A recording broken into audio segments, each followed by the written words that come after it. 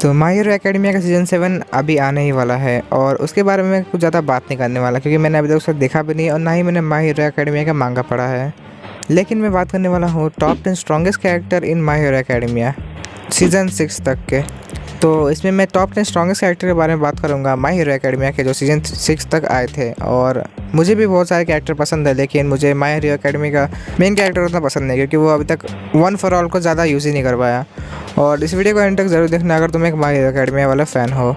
तो उससे पहले चैनल को सब्सक्राइब जरूर कर लेना क्योंकि ऐसी एनिमे रिलेटेड कंटेंट वीडियो आती रहती है।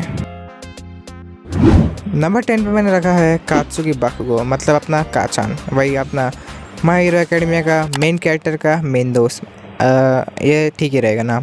काचान जो है उसके पास क्वर्क है और वो बहुत ज़्यादा बैडएस है और बहुत ज़्यादा गुस्सा वाला भी बंदा है जो कि बहुत ज़्यादा ठीक है। लेकिन ये नंबर 10 पे इसलिए है क्योंकि इसका पावर जो है एक्सप्लोजन वाला वो बहुत ज़्यादा मस्त है। और ये अपना हीरो का नाम कुछ भी रख लेता है लेकिन इसका हीरो का नाम शायद मेरे ख्याल से अभी डायनामाइट है। और इसका पावर ये है कि ये एक्सप्लोजन, मतलब ये एक्सप्लोजन कर सकता है अपने हाथों से, बहुत अलग अलग तरीके से भी कर सकता है एक्सप्लोजन, जो कि तुमने एनीमे में ज़रूर देखा होगा। तो मैंने काचान को नंबर 10 पे इसलिए रखा है क्योंकि ये बहुत ज़्यादा पावरफुल है। ये डेकू से भी लड़ा था और डेकू शायद इसको हरा दिया था सीज़न 2 या 3 में, मुझे याद नहीं आ रहा। तो दोनों का फाइट हुआ था और ठीक ठाक इसका पावर है। नंबर 9 पे मैंने रखा है शोटो टोडोरोकी, मतलब अपना एंडेवर का बेटा, सबसे छोटा वाला शायद। और इसका पावर है कि क्वर्क, मतलब हाफ कोल्ड हाफ हॉट है। ये आधा बर्फ़ यूज़ कर सकता है और आधा गर्म चीज़ को यूज़ कर सकता है, मतलब फ्लेम यूज़ कर सकता है। और ये पावर इसका मम्मी और फादर, मतलब मदर एंड फादर दोनों से मिली है। एंडेवर से इसको मिली फ्लेम का और मतलब इसका मदर से मिला है इसको आइस का पावर। और ये काचन से ज़्यादा बढ़िया क्योंकि इसके पास 2 तरीके के पावर्स हैं और ये काचन को आराम से हरा सकता है अगर ये लड़ेगा तो काचन से। वैसे शोटो टोडोरोकी अभी फ़िलहाल ठीक नहीं है क्योंकि उसका ब्रदर, उसको पता चल गया कि अभी ज़िंदा है, यानी अपना डाबी तुम जानते हो, तो वो नंबर 9 पे ठीक ही है। और इसका हीरो नेम शोटो है। अजीब बात है, इसने अपना हीरो नेम चेंज ही नहीं किया, अपने नाम के ऊपर रख दिया। तो नंबर 8 पे मैंने रखा है ओवरहॉल। ये एक एंटागनिस्ट है माय हीरो एकेडमिया का, मतलब ये सीज़न 4 में, शायद सीज़न 4 में ये आया था। और ये सीज़न 4 में इसका जो पावर दिखाया था ये बहुत ज़्यादा पावरफुल था, मतलब सब कैरेक्टर इससे हार ही रहे थे और ये बहुत ज़्यादा पावरफुल है। मतलब इसका पावर ये, इसका क्वर्क ओवरहॉल, इसका नाम भी ओवरहॉल, इसका क्वर्क भी ओवरहॉल।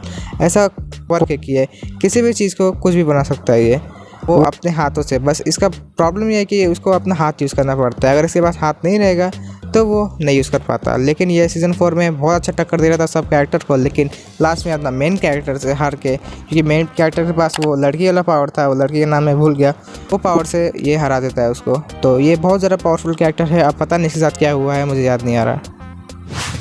नंबर 7 में मैंने रखा है डाबी, यस अपना टोडोरोकी फैमिली का सबसे बड़ा लड़का टोया टोडोरोकी। और इसका पावर है कि क्वर्क इसका है ब्लू फ्लेम, मतलब ब्लू फ्लेम ये ऐसा तरीका है, ये मतलब ब्लू है और ये हॉट भी बहुत है। और ये फ्लेम जो इसका ब्लू फैन का जो पावर इसे एक्सप्लेन किया गया है कि ये है कि ये पावर, मतलब इसका ब्लू फैन बहुत दूर तक पूरा लार्ज अमाउंट ऑफ पीपल, मतलब पूरे ग्रुप के बंदे को मार सकती है। और ये पावर ठीक ठाक भी है, मतलब इसका कलर तो अलग ही है, मतलब लोग इसको टच करने की कोशिश करेंगे क्योंकि ये अलग टाइप का है, लेकिन उससे पता चला कि वो जल चुके हैं। तो अपना डाबी सीज़न 6 में ही शायद वो अपना नाम बताया था सबको, मैं हूँ टोया टोडोरोकी, अपना फादर मदर को दिखाया था। तो अपना डाबी के बारे में भी ठीक ठाक है, आप ये देखते हैं आगे क्या करता है। नंबर 6 पे रखा है एंडेवर, डाबी का फादर और शोटो का फादर एनजी टोडोरोकी। इसका क्वर्क है हेल फ्लेम।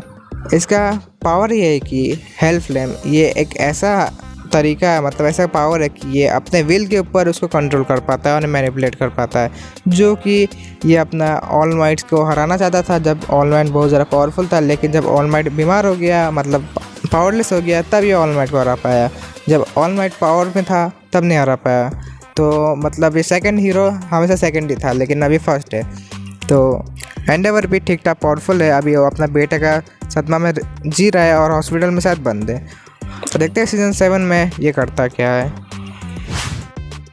नंबर 5 पे मैंने रखा है अपना डेकू इजुकु मिडोरिया, जिसके पास पावर नहीं थी बचपन से और उसको गलती से मिल गई एक पावर, क्योंकि वो एक आदमी मतलब ऑल माइट को बोल दिया कि मुझे पावर चाहिए, उसके बाद से उसको पावर्स मिल गए। इसका क्वर्क का नाम है all for one. All for one में बहुत अलग अलग टाइप के अटैक्स है, जैसे डेंजर सेंसिंग, मतलब सेंस कर पाता है, या स्मोक स्क्रीन पता नहीं चला, ये उड़ भी सकता है, ब्लैक विप एक अटैक का नाम है शायद इसका, और ये ट्रांसमिशन भी मतलब कहीं जा भी सकता है। तो बहुत ज़्यादा पावर है ऑल फॉर वन में, और ये बहुत ज़्यादा पावरफुल है। सबसे ज़्यादा बेसिक पावर, सबसे ज़्यादा पावर है ऑल फॉर वन का, वो है कि स्ट्रेंथ, मतलब ये बहुत ज़्यादा स्ट्रांग बन जाता है और बहुत ज़्यादा ड्यूरेबल भी बन जाता है। तो ऑल फॉर वन बहुत अच्छा पावरफुल क्वर्क है। लेकिन मेन बात यह है कि डेकू अभी तक उसको सही से यूज़ नहीं कर पाता। शायद वो 20% तक ही यूज़ कर पाता है, और अभी तक वो 100% नहीं यूज़ कर पाया, जो कि बहुत ज़्यादा प्रॉब्लम वाली देने वाली बात है। क्योंकि ऑल वाइट जो है वो ऑल फॉर वन को बड़ा से यूज़ करता था, लेकिन डेकू अभी तक नहीं यूज़ कर पा रहा है। तो क्या वो सीज़न 7 में कर पाएगा, मुझे तो नहीं पता, क्योंकि मैंने नहीं देखा अभी तक। देखते हैं डेकू सबको हराता है कि नहीं हराता है लास्ट में। मैंने डेकू को एंडेवर के ऊपर इसलिए रखा क्योंकि डेकू के बाद बहुत ज़्यादा पोटेंशियल है, जो अगर वो यूज़ करेगा तो एंडेवर को आराम से सरपास कर देगा। क्योंकि इसका जो पावर वाला बंदा था ऑल माइट, वो भी एंडेवर से ज़्यादा स्ट्रॉन्ग था, तो डेकू भी हो सकता है। नंबर 4 पे मैंने रखा है स्टार एंड स्ट्रिप, जिसके पावर्स के मुझे कोई आइडिया नहीं है।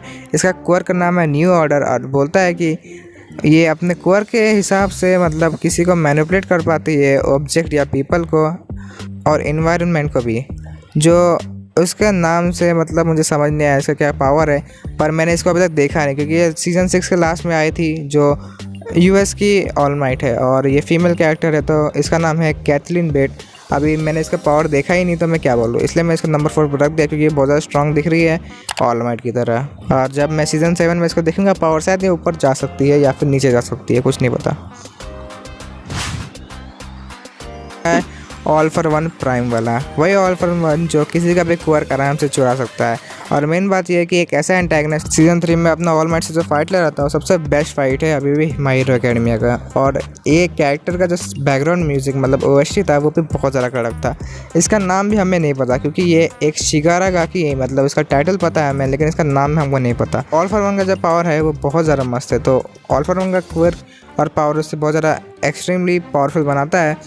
तो नंबर 3 पे डिजर्व पड़ता है। नंबर 2 पे है ऑल माइट, प्राइम वाला ऑल माइट। प्राइम वाला ऑल माइट को अभी तक मेरे हिसाब से तो कोई हीरो सरपास नहीं कर पाया, और इसके पास कुछ ज़्यादा ही स्ट्रेंथ थी। ये एकदम अच्छे तरीके से यूज़ भी करता था।